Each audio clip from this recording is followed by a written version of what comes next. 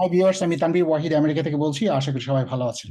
আজকে কথা বলবো এনআইডাব্লিউ, যেটা ইবি টু এনআইডাব্লিউ, সেটি নিয়ে কথা বলবো। এবং আমার ফেসবুক পেজ এবং ইউটিউবে আসলে প্রচুর, আমি স্পেশালি যারা আমেরিকাতে যারা F1 স্টুডেন্ট হিসেবে পড়াশোনা করছেন, তো তারা অনেকেই জানতে চান যে এনআইডাব্লিউ তে কি কি রিকোয়ারমেন্টস লাগে এবং সেখানে কিভাবে অ্যাপ্লাই করা যায়। তো সেটার ডিটেইল নিয়ে আমরা ডিসকাস করব। তো আজকে আমি ইনভাইট করেছি অ্যাটর্নি রাজু মহাজনকে। স্পেশালি বাঙালি কমিউনিটিতে আমাদের খুবই একজন সুপরিচিত। তো আজকে ওনার সাথে কথা বলবো এবং আমি ভেরি কনফিডেন্ট যে আজকে এই ভিডিওটার পর অ্যাটলিস্ট ইবি টু এনআইডাব্লিউ নিয়ে আপনাদের যে সমস্ত প্রশ্ন আছে, যত রকম কনফিউশন আছে, সবকিছুই একদম ক্লিয়ার হয়ে যাবে। তো সবাইকে রিকোয়েস্ট করব যে ভিডিওটা একদম প্রথম থেকে শেষ পর্যন্ত যদি দেখেন, তাহলে আশা করছি ইবি টু এনআইডাব্লিউ নিয়ে আপনাদের আর কোনো কনফিউশনই থাকবে না। তো যাই হোক, আমরা শুরু করছি। First of all, attorney Raju Mahajan, আপনাকে অসংখ্য ধন্যবাদ এবং আমি খুব অনার্ড ফিল করছি যে আপনি আমাকে সময় দিয়েছেন। আপনি যদি একটু কাইন্ডলি আপনার সম্পর্কে একটু বলেন যে আপনি কি আরো কি নিয়ে কাজ করছেন, কোন কোন ভিসা ক্যাটাগরি নিয়ে কাজ করছেন, এবং তারপর আমার কিছু কোয়েশ্চেন আছে এনআইডাব্লিউ এবং আমরা এগুলা নিয়ে ডিসকাস করব। Thank you. ধন্যবাদ। আমিও খুবই অনার ফিল করছি আপনি আপনার এই শোতে আমাকে ইনভাইট করেছেন, এবং আপনার মাধ্যমে আপনার এই মুহূর্তে যারা দেখছেন বা ভবিষ্যতে যারা বিভিন্ন মিডিয়ায় আমাদেরকে দেখবেন, তাদের সকলকে অসংখ্য অভিনন্দন আমাদের ভিডিও দেখার জন্য। আমার নাম রাজু মহাজন। আমি আমেরিকা ইমিগ্রেশন ল প্র্যাকটিস করি। আমি ওয়াশিংটন ডিসি এবং মেরিল্যান্ড এই দুইটা স্টেটে আমার লাইসেন্স আছে। আপনারা জানেন যে আমেরিকা ল প্র্যাকটিস করতে হলে মূলত স্টেটের লাইসেন্স নিতে হয়, তো আমার এই দুইটা স্টেটের লাইসেন্স আছে। এর বাইরে আমার কয়েকটা ফেডারেল কোর্টে লাইসেন্স আছে, বিশেষ করে আমেরিকার যে সর্বোচ্চ আদালত ইউএস সুপ্রিম কোর্ট, সেখানেও আমার লাইসেন্স আছে। তো আমি ইমিগ্রেশন ল প্র্যাকটিস করি, এবং আমাদের ফার্ম মূলত সব ধরনের ইমিগ্রেশন নিয়ে কাজ করে। আমাদের ফার্মটা দেখতে দেখতে বেশ বড় একটা ফার্ম হয়ে গেছে। আমাদের প্রায় 7 জন অ্যাটর্নি এবং কেস ম্যানেজার এবং ল ক্লার্ক সব মিলে প্রায় 100 জনের মতো এমপ্লয়ি টোটাল। আমাদের ব্রাঞ্চ আছে, আমাদের হেড অফিস হলো ওয়াশিংটন ডিসিতে, এর বাইরে লস এঞ্জেলসে, আটলান্টায় এবং ঢাকায় আমাদের ব্রাঞ্চ আছে। তো আমরা মোটামুটি সব ধরনের ইমিগ্রেশন নিয়ে কাজ করি। বিশেষ করে এনআইডাব্লিউ হলো আমাদের একেবারে one of the top field আর কি, যে বিষয়ে আমরা বেশি কাজ করি। আমার একটা বড় একটা অডিয়েন্স যারা এনআইডাব্লিউ ইবি টু এটি সম্পর্কে জানতে চায়। তো আপনি যদি একটু কাইন্ডলি, আমার যেটা প্রথম কোয়েশ্চেন, আমি জানি আমার কোয়েশ্চেন বাদ আপনি নিজে নিজে থেকেই হয়তো আপনার মধ্যে অনেক যেগুলা কোয়েশ্চেন আনসার আছে সেগুলো বলবেন। তো আমার ফার্স্ট কোয়েশ্চেন হচ্ছে, যেটা জানতে চায় যে এনআইডাব্লিউ, ইবি টু এনআইডাব্লিউ এর জন্য স্পেশালি যারা এখানে F1 স্টুডেন্ট হিসেবে আছে, ইভেন বাংলাদেশ থেকে বা বাংলাদেশ বাদেও পৃথিবীর বিভিন্ন দেশ থেকে যাদের কোয়ালিফিকেশন আছে, তারা করতে চায়। তো বেসিক রিকোয়ারমেন্ট গুলা কি কি এবং কারা আসলে করতে পারবে এনআইডাব্লিউ ইবি টু? হ্যাঁ, ধন্যবাদ। এনআইডব্লিউ আসলে অনেক মানুষ করতে পারবে, যে কারণে ইদানিং প্রচুর অ্যাপ্লিকেশন পড়ছে। কারণ এনআইডব্লিউ রিকোয়ারমেন্ট এত লো, যে ধরেন আমেরিকায় যারা F1 হিসেবে আসে তারা তো পারবেই, এমনকি বাংলাদেশ থেকে বা পৃথিবীর সব দেশ থেকে অনেক মানুষ অ্যাপ্লাই করতে পারবে। একেবারে বেসিক মিনিমাম রিকোয়ারমেন্ট হলো যে আপনার একটা ব্যাচেলর ডিগ্রি থাকবে, এবং সেই বিষয়ে 5 বছরের প্রোগ্রেসিভ ওয়ার্ক এক্সপিরিয়েন্স থাকবে। এখানে প্রোগ্রেসিভ ওয়ার্কটা আমি একটু এমফাসাইজ করছি। প্রোগ্রেসিভ মানে হলো যে ধরেন আপনি ব্যাচেলর ডিগ্রি শেষ করার পরে একটা প্রতিষ্ঠানে অ্যাসিস্ট্যান্ট ম্যানেজার হিসেবে ঢুকছেন, এরপরে ধরেন 1 বছর 1.5 বছর পরে ম্যানেজার হিসেবে প্রমোশন হয়েছে, এরপরে আবার একটু প্রমোশন হয়ে সিনিয়র ম্যানেজার হয়েছেন। এটাকে বলে প্রোগ্রেসিভ এক্সপিরিয়েন্স, মানে প্রোগ্রেস ছিল আপনার। তো এইটা হইলেই আপনি অ্যাপ্লাই করতে পারবেন। কিন্তু আমার যে এক্সপিরিয়েন্স সেটা হলো ব্যাচেলর ডিগ্রি এবং 5 বছরের যে ওয়ার্ক এক্সপিরিয়েন্স, এইটা দিয়ে অ্যাপ্লাই করলে আসলে অ্যাপ্রুভালের চান্স খুব কম। আমি অ্যাপ্রুভাল পেয়েছি, কিন্তু সংখ্যায় কম্পারেটিভলি কম। এই জন্য আমি এখন আর এই ব্যাচেলর প্লাস 5 বছরের ওয়ার্ক এক্সপিরিয়েন্সের কেসগুলো নিতে চাই না, কারণ এখানে ডিনায়ালের চান্স বেশি থাকে। আমরা আমাদের ফার্মের জন্য যে রিকোয়ারমেন্টটা, মিনিমাম রিকোয়ারমেন্ট ঠিক করছি, সেটা হলো আপনাকে একটা মাস্টার্স ডিগ্রি থাকতে হবে, এবং সেই মাস্টার্স এর পরে অ্যাটলিস্ট 6 মাসের ওয়ার্ক এক্সপিরিয়েন্স থাকতে হবে ওই মাস্টার্স এর ফিল্ডে। এবং এই মাস্টার্স ডিগ্রিটা যদি America, Canada, Australia, UK, Korea, Japan, মানে উন্নত বিশ্ব বলতে যা বোঝায় সেই সব দেশের যদি ডিগ্রি থাকে এবং সেই সব দেশের যদি ওয়ার্ক এক্সপিরিয়েন্স থাকে, তাহলে অ্যাপ্রুভালের চান্স খুবই হাই। তো এই জন্য আমাকে এখন যদি কেউ জিজ্ঞাসা করে মিনিমাম রিকোয়ারমেন্ট কি, যেহেতু আমি ব্যাচেলর ডিগ্রি কেসগুলি দিচ্ছি না, আমি বলি যে মাস্টার্স ডিগ্রি প্লাস এক্সপিরিয়েন্স হলে আমি আপনার কেসটা নিব। সো এখানে একটু ইন্টারাপ্ট করি তাহলে। সেটা হচ্ছে যে যদি কারো মাস্টার্স বাংলাদেশ থেকে করা থাকে এবং যদি সেখানে যদি ২-৪ বছর এক্সপেরিয়েন্স থাকে, সেটা কি এনআইডাব্লিউ তে করা সম্ভব? হ্যাঁ, সেটাও সম্ভব।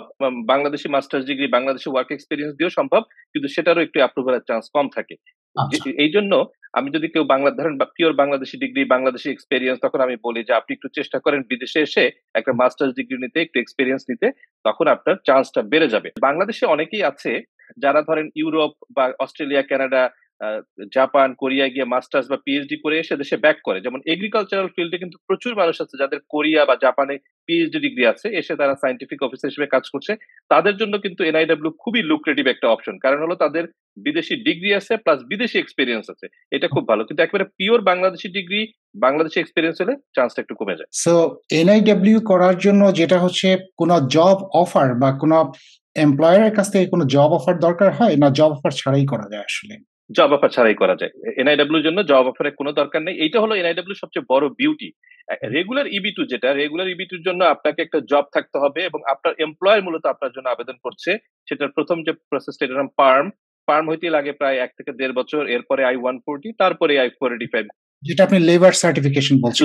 Labour certification, exactly labour certification. কিন্তু এনআইডব্লিউর ক্ষেত্রে সবচেয়ে বিউটি হলো যে আপনার কোনো জবের দরকার নাই। ধরেন আপনি কোরিয়ায় থাকেন, কোরিয়ায় মাস্টার্স করেছেন, তারপরে কোরিয়ায় চাকরি করছেন। কোরিয়া থেকে আপনি সরাসরি আমেরিকা এনআইডব্লিউর জন্য আবেদন করবেন। করে আপনার ১ম যে পার্টটা এটার নাম I-140, এটা অ্যাপ্রুভ হয়ে যাবে। হয়ে যাওয়ার পরে আপনি কনসুলার প্রসেস যেটা এমবাসিতে ইমিগ্রেন্ট ভিসার জন্য, গ্রিন কার্ডের জন্য আবেদন করে আপনি ফুল ফ্যামিলি গ্রিন কার্ড নিয়ে আমেরিকা চলে আসবেন। ফলে এটার জন্য চাকরির কোনো দরকার নেই। ওকে। সো যেটা হচ্ছে যে তাহলে এমপ্লয়ার কোনো জব অফার সেটা কোনো দরকার নেই। সে নিজেই করতে পারে। বাট সেক্ষেত্রে ডেফিনিটলি যেহেতু এটি একটি কমপ্লেক্স প্রসেস, তার হয়তো কোনো লয়ার তাদের হয়তো আপনার সাহায্য নিতে হবে। জি, আমরা এই প্রশ্ন আমার কাছে প্রায় আসে যে আমি কি এটা নিজে করতে পারবো কিনা? উত্তর হচ্ছে হ্যাঁ, চেষ্টা করলে হয়তো পারবেন। কিন্তু আমি সবসময় রিকমেন্ড করি একজন প্রফেশনাল এর কাছে যেতে। আমরা ধরেন অ্যাটর্নিরা এই বিষয়ে প্রফেশনাল, তারা ডেফিনিটলি সাধারণ অন্য একজনের চেয়ে একটু বেশি জানবে। বাট এরকম আমি দেখছি যে নিজে এপ্লাই করে অ্যাপ্রুভ হয়ে গেছে। কাজেই একেবারে যে হবে না তাও না। আরেকটা জিনিস হচ্ছে যে এই ক্যাটেগরিটা ইবি2 এনআইডব্লিউ, এনআইডব্লিউ আমরা জানি যে ন্যাশনাল ইন্টারেস্ট ওয়েভার। সো আসলে what type of work can be considered as national interest? Thank you. এটা খুবই ভালো একটা প্রশ্ন এবং খুবই কমন প্রশ্ন। এবং অনেকেই বলে যে এই যে ন্যাশনাল ইন্টারেস্ট ওয়েভার, কিসের ওয়েভার পাচ্ছি আমি? Right. ওয়েভার পাচ্ছেন হলো আপনি লেবার সার্টিফিকেশন যেটা ওই যে এলসি, লেবার সার্টিফিকেশনের ওয়েভারটা আপনি পাচ্ছেন ন্যাশনাল ইন্টারেস্ট গ্রাউন্ডে। যে আপনি এমন একজন মানুষ, আপনি এমন কাজ করেন যেটা আমেরিকার স্বার্থের জন্য গুরুত্বপূর্ণ, এজন্য আপনাকে লেবার সার্টিফিকেশন নেওয়ার দরকার নেই। তো এখন প্রশ্ন হলো যে কোন টাইপের জব হইলে ন্যাশনাল ইন্টারেস্ট এস্টাবলিশ করা সহজ হয়? উত্তর হলো আসলে সবকিছু। যেমন আমি একটা এক্সাম্পল দিয়ে বলি। আমাদের একজন ক্লায়েন্ট ছিল, উনি পিএইচডি করছে, জার্মানিতে পিএইচডি করছে জার্মান ল্যাঙ্গুয়েজ এবং লিটারেচারের উপরে। এখন Okay. উনি আমেরিকায় পোস্টডক করছে এবং উনি আসছে এনআইডব্লিউ এপ্লাই করতে। আমি বলছি দেখেন, আপনার ডিগ্রি হলো জার্মান ল্যাঙ্গুয়েজ এবং লিটারেচার। এটা আমেরিকান ন্যাশনাল ইন্টারেস্টের জন্য এস্টাবলিশ করা আমার জন্য কঠিন হবে। কিন্তু আপনি যদি চান আমি একটু রিস্ক নিয়ে দেখতে পারি। তখন আমি ইয়াং লয়ার ছিলাম, নতুন শুরু করছি। ক্লায়েন্ট কম পাইতাম, আমি নিছি। উনি বলে কি হ্যাঁ, কোনো সমস্যা নাই। টোটালি আন্ডারস্ট্যান্ড, বাট আমি চাই যে আপনি একটু ট্রাই করে দেখেন। আমি বললাম ঠিক আছে, ট্রাই করলাম। তো তখন আমি যেটা করলাম, আমি উনার পিটিশনটা লিখছি যে এখন পৃথিবী গ্লোবাল ওয়ার্ল্ড, গ্লোবালাইজেশন এর কারণে প্রত্যেকটা দেশ, প্রত্যেকটা কালচার খুবই ইম্পোর্টেন্ট। জার্মানি ইউরোপের top economy, one of the influential countries. কাজেই জার্মান ল্যাঙ্গুয়েজ এবং লিটারেচারের একজন ব্যক্তি যদি আমেরিকায় থাকে, আমেরিকান কোন কোম্পানি যদি জার্মান দেশ বা জার্মান ইনফ্লুয়েন্সড অন্য দেশগুলিতে বিজনেস করতে চায়, উনার এক্সপেরিয়েন্সটা সেখানে কাজে লাগবে। কাজেই উনার এক্সপেরিয়েন্সটা আমেরিকান ন্যাশনাল ইন্টারেস্টের জন্য ইম্পোর্টেন্ট। এবং আমার এই লজিকটা ইউএসসিএস অ্যাকসেপ্ট করছে। উনার এনআইডব্লিউ টা অ্যাপ্রুভ হইছে। তো এটা একটা এক্সেপশনাল সিচুয়েশন। ইন জেনারেল সাধারণত অধিকাংশ আমার কিন্তু ক্লায়েন্টরা হলো সায়েন্স ব্যাকগ্রাউন্ডের। যারা ধরেন কম্পিউটার সায়েন্স বা বায়োলজি, কেমিস্ট্রি এসব ব্যাকগ্রাউন্ডের। তো আমি সাধারণত আমার ক্লায়েন্টদেরকে বলি আপনারা আপনাদের প্রপোজড এন্ডেভারে রিসার্চটাকে হাইলাইট করবেন। কারণ যেকোনো বিষয়ে রিসার্চ যদি আপনি করার প্ল্যান থাকে, ওইটাকে ন্যাশনাল ইম্পোর্টেন্স দেখানোটা সহজ হয়। ন্যাশনাল ইন্টারেস্ট দেখানোটা সহজ হয়। আপনি যদি খুব ছোট একটা রিসার্চও করেন এবং এটা যদি কোনো কারণে ক্লিক করে যায়, তাহলে পুরা আমেরিকা এমনকি সারা দুনিয়া এখান থেকে বেনিফিটেড হবে। কিন্তু আপনি যদি বলেন যে আমি একটা ইউনিভার্সিটিতে পড়াবো, তাহলে শুধুমাত্র কয়েকজন স্টুডেন্ট আপনার কাছ থেকে বেনিফিট হচ্ছে। বা ধরেন আপনি যদি বলেন আমি একটা কোম্পানিতে জব করব, তাহলে ওই কোম্পানি বা ছোট্ট একটা কমিউনিটি আপনার কাছ থেকে বেনিফিটেড হচ্ছে। তো রিসার্চটাকে হাইলাইট করা এনআইডব্লিউ পিটিশনের জন্য খুবই ভালো। সেটা আপনি যে ফিল্ডে রিসার্চ করেন, রিসার্চটাকে হাইলাইট করলে আপনার জন্য ন্যাশনাল ইন্টারেস্ট ওয়েভার পাওয়াটা সহজ। এবং সেটা ব্যাচেলর, মাস্টার্স বা যেখানেই হোক, পিএইচডি তে যেখানেই হোক। হ্যাঁ, এবং রিসার্চ বলতে যে একেবারে আপনাকে পিএইচডি রিসার্চ করতে হবে এমন কোনো কথা নাই। অনেক কোম্পানির আর&ডি ডিপার্টমেন্ট আছে, রিসার্চ অ্যান্ড ডেভেলপমেন্ট। আপনি সেখানে রিসার্চ করতে পারেন। এমনকি as a person, let's say ধরেন আপনি একজন বিজনেস ম্যানেজার যেকোনো একটা ফিল্ডে। আপনি আপনার ফিল্ডে আপনি নিজে থেকে রিসার্চ করছেন। রিসার্চ করে আপনি হয়তো ব্লগ পোস্ট করছেন বা টেড টকে গিয়ে টক দিচ্ছেন। যেকোনো ধরনের রিসার্চই এটার ভিতরে পড়ে। এটা একেবারে ফরমাল একাডেমিক রিসার্চ হতে হবে এমন কোনো কথা নেই। যারা ইউএসসিএস অফিসার, যারা আপনার আমাদের পিটিশনটা পড়ে, তারা কিন্তু এত কষ্ট করতে চায় না। তারা যেটা করে গুগলে গিয়ে আপনার নামে সার্চ দেয় এবং সার্চ দিয়ে যে গুগল স্কলার একটা পেজ আছে, গুগল স্কলার পেজে আপনার যে কয়টা পাবলিকেশন, যে কয়টা সাইটেশন দেখাবে, ওই কয়টাই তারা গ্রহণ করবে। আমি যতই লিখি আমার কথার দাম নাই, গুগলের দাম বেশি। এইজন্য অনেকেই আমি শুনি যে আমার একটু পাবলিকেশনের সংখ্যা বেশি কিন্তু সাইটেশনের সংখ্যা বেশি কিন্তু এটা গুগল স্কলারে দেখাচ্ছে না। আমি বলি আপনি গুগলের সঙ্গে যোগাযোগ করেন। যোগাযোগ করে কমপ্লেইন ফাইল করেন যে আপনার পাবলিকেশনের অ্যাকচুয়াল নাম্বার বেশি, সাইটেশনের নাম্বার বেশি কিন্তু স্কলারের যেকোনো কারণে হোক শো করতেছে না। গুগল কিন্তু এটা রিভাইজ করে। তো এনআইডব্লিউ অ্যাপ্লিকেশন সাবমিট করার আগে অবশ্যই মেক শিওর করবেন যে গুগল স্কলার পেজে আপনার সঠিক সংখ্যা আছে, তাইলে আপনার জন্য ভালো হবে। রাজু ভাই, আরেকটা কমন কোয়েশ্চেন পাই, যেটা হচ্ছে যে টোটাল প্রসেসটা, অর্থাৎ একদম এপ্লাই থেকে শুরু করে সেই প্রসেসটা কতদিন লাগতে পারে একদম অ্যাপ্রুভ হতে, এবং ফাইনালি যেটা আলটিমেট যেই ড্রিম গ্রিন কার্ড পাওয়া, সেটা পর্যন্ত কতদিন লাগতে পারে? এনআইডব্লিউর মাধ্যমে গ্রিন কার্ড পাওয়ার পুরো প্রসেসে ২ টা স্টেপ আছে। প্রথমটা হলো I-140 আর পরেরটা হলো IVP যদি আপনি আমেরিকার বাইরে থাকেন, আর I-485 বা অ্যাডজাস্টমেন্ট অফ স্ট্যাটাস যদি আপনি আমেরিকার ভিতরে থাকেন। তো এই যে ২ টা স্টেপ, প্রথমটা অ্যাপ্রুভ হওয়ার পরে আপনাকে কিছুদিন ওয়েট করতে হবে। প্রথমটা অ্যাপ্রুভ হওয়ার পরে যে I-140 যে প্রায়োরিটি ডেট, এটা ভিসা বুলেটিনে কবে আসছে সেটার উপরে ডিপেন্ড করে আপনি সেকেন্ড স্টেপে কবে যেতে পারবেন। এই মুহূর্তে প্রায় ৭-৮ মাসের একটা ব্যাকলগ আছে, আমরা রেট্রোগেশন বলি। এই ব্যাকলগটা সামনে বাড়তেও পারে, কমতেও পারে। তো আমি ধরে নিচ্ছি একটু কমে গেল। তো যখন I-140 এর প্রায়োরিটি ডেটটা ভিসা বুলেটিনে আসবে তখন আপনি সেকেন্ড স্টেপে যাবেন। তো I-140 করতে আমাদের সাধারণত লাগে, মানে আমরা যখন অ্যাকচুয়াল কাজটা শুরু করি আমাদের লাগে প্রায় ১ থেকে ১.৫ মাস। আমরা বলি 30 to 45 ডেজ। আমরা USCIS এর কাছে যখন সাবমিট করি তখন আবার আপনি ২ ভাবে এপ্লাই করতে পারেন। একটা হলো রেগুলার প্রসেস, একটা প্রিমিয়াম প্রসেসিং। রেগুলার প্রসেস করলে ৪ থেকে ৬ মাস আর প্রিমিয়াম প্রসেস করলে ৩ থেকে ৪ সপ্তাহ। তো আমি সবাইকে এনকারেজ করি আপনি প্রিমিয়াম প্রসেস করেন। তাহলে আপনার নট অনলি আপনি তাড়াতাড়ি অ্যাপ্রুভাল পাবেন বাট অলসো আপনার অ্যাপ্রুভালের চান্সটাও বেড়ে যায়। তো আ ধরেন আমার লাগলো ১ থেকে ১.৫ মাস, USCIS এর লাগলো ১ মাস। এরপরে ধরেন আপনার ৬ মাসের একটা ওয়েটিং পিরিয়ড। এরপরে আপনি I-485 করলেন, ওইখানে ধরেন আরো ৬ মাস, ৬ থেকে ৮ মাস। সব মিলায়ে শুরু থেকে শেষ পর্যন্ত অ্যাপ্রক্সিমেটলি ২ বছরের জার্নি। আমার মনে হয় যে অন্যান্য যেসব ক্যাটেগরি গুলো আছে F1 স্টুডেন্টদের, তাদের জন্য এই EB2 NIW এটি হচ্ছে অনেকটা শর্টেস্ট, আমি বলব যে পিরিয়ড টাইমের মধ্যেই হয়ে যায়। এবং আরেকটা জিনিস, যে কোয়েশ্চেনটা আসলে এইভাবে আমার করা ঠিক না। তারপর অনেকে বলে সেটা হচ্ছে যে অ্যাপ্রুভাল রেট, অর্থাৎ আমরা জানি যে EB2 NIW বিভিন্ন ফার্মের মাধ্যমে, অর্থাৎ ল ফার্মের মাধ্যমে অনেকে নিজেই করে থাকেন।